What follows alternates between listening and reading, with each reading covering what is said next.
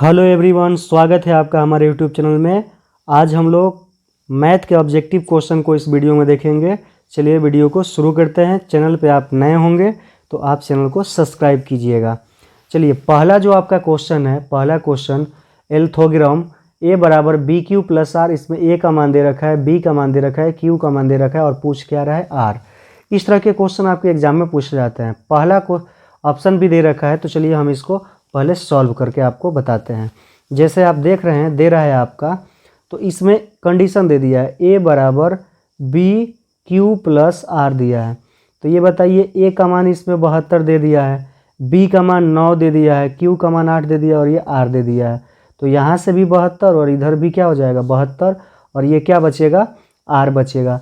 अब देखिए यहाँ से क्या हो जाएगा कि ये 72 और ये प्लस वाला इधर आएगा जब, तो किस में हो जाएगा माइनस में, इधर r बचेगा। ये कट जाएगा और कट के r का मान क्या आने लगेगा 0 आने लगेगा। तो इस तरह से इसका ऑप्शन नंबर जो सी है बिल्कुल राइट आंसर हो जाएगा। चलिए दूसरा प्रश्न है, दूसरा प्रश्न में बोल रहा है, दूसरा प्रश्न आप देख लीजिए। दूसरे प्रश्न में क्या है कि a इंटू बी और इसका HCF दे दिया है AB और लॉस दे दिया है AB। तो आप सूत्र पढ़े होंगे, सूत्र में आप पढ़े होंगे दो संख्याओं का गुणनफल बट्टा HCF इंटू LCM। सूत्र में आप पढ़े हैं दो संख्याओं का गुणनफल बट्टा HCF इंटू LCM। तो यहाँ से अगर मान लीजिए कि एक संख्या A है, दूसरी संख्या B है, तो ये फार्मूला आप पढ़े हैं दो संख्याओं का गुणनफल, दो संख्याओं का गुणनफल और बराबर में HCF इंटू LCM। तो ये बताइए कि यहाँ पे एक संख्या क्या हो जाएगा, ये A हो जाएगा और एक B हो जाएगा। तो इस तरह से इसका बिल्कुल राइट आंसर हमारा ऑप्शन नंबर क्या हो जाएगा B हो जाएगा। ऑप्शन नंबर क्या हो जाएगा B हो जाएगा।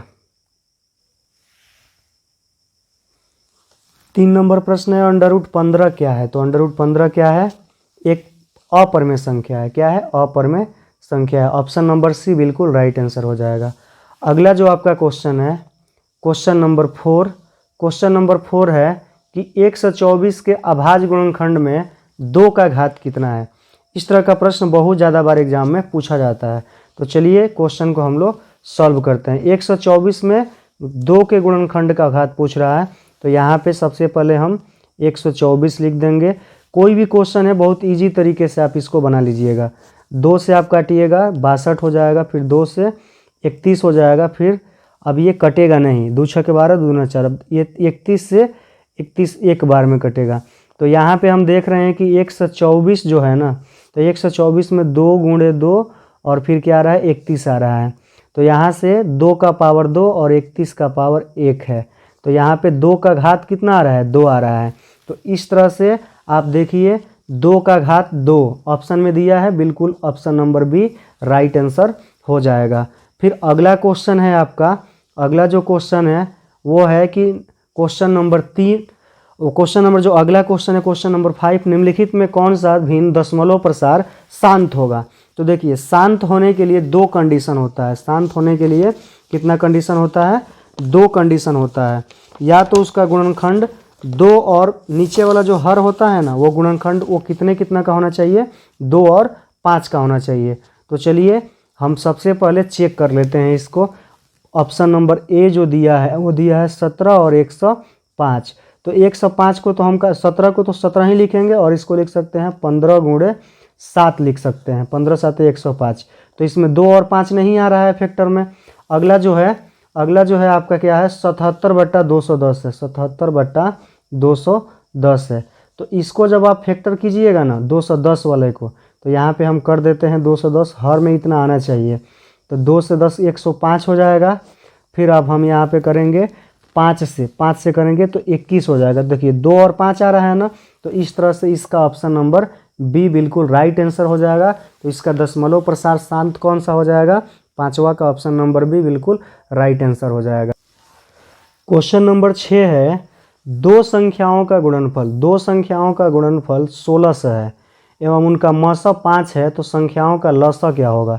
बिल्कुल इजी क्वेश्चन है ये, लसा पूछ रहा है। तो देखिए यहाँ से एलसीएम का फार्मूला आप पढ़े होंगे। एलसीएम बराबर क्या होता है, तो क्या होता है बाबू, दो संख्याओं का गुणनफल, दो संख्याओं का गुणनफल।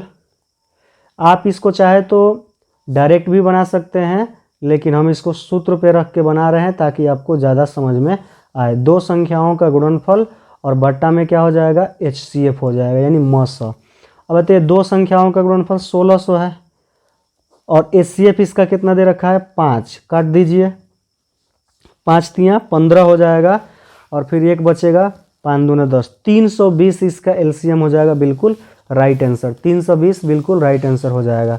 तो इस तरह से इसमें ऑप्शन नंबर सी में 320 दे रखा है। चलिए अगला जो क्वेश्चन है वो क्वेश्चन है क्वेश्चन नंबर 7।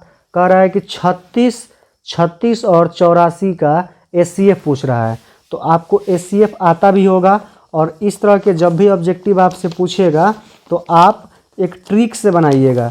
वो ट्रिक आपको हम बता देते हैं, वो ट्रिक क्या है, चलिए देखिए। 36 और 84 का पूछ रहा है ना, तो देखिए 36 और 84 जो यहाँ पे दिया है 36 और ये 84, तो कौन ऐसा अंक है जो इन दोनों को एक ही काट दे।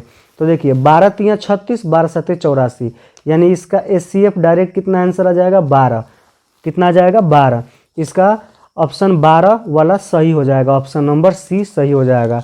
लेकिन आपको अगर नहीं आता है बनाने तो आप सीख लीजिए। 36 84 दिया है, 2 से काट दीजिए 18 हो जाएगा, 2 से काट दीजिए 9 हो जाएगा, 3 से काटिएगा 3 हो जाएगा और 3 से काटिएगा 1 हो जाएगा। फिर 84 जो है आपका 2 से काटिएगा 42 हो जाएगा, 2 से काटिएगा 21 होगा और 3 से 7 हो जाएगा। तो आप जानते हैं यहाँ देखिए, यहाँ पे 36 हम लिख देंगे और यहाँ पे क्या लिख देंगे, 84 लिख देंगे। यहाँ से 2 2 और फिर 2 बार 3 आया है। 84 की बात करेंगे तो 2 2 3 और क्या आया है, 7 आया है। तो यहाँ देखिए, यहाँ भी 2 मिल रहा है, यहाँ भी 2 मिल रहा है और यहाँ क्या मिल रहा है, 3 मिल रहा है। तो यहाँ से एक 2 लेंगे, यहाँ से 2 और यहाँ से 3, यानी यहाँ से भी कितना आएगा, 2 दूना 4 तियाँ 12, 12 हमारा आंसर हो जाएगा। तो हमने इसको आपको शॉर्टकट में बताया था। अगर आप डिटेल भी देख रहे हैं तो डिटेल भी हमने बता दिया। आप चैनल पर नए होंगे तो हमें सपोर्ट कीजिएगा।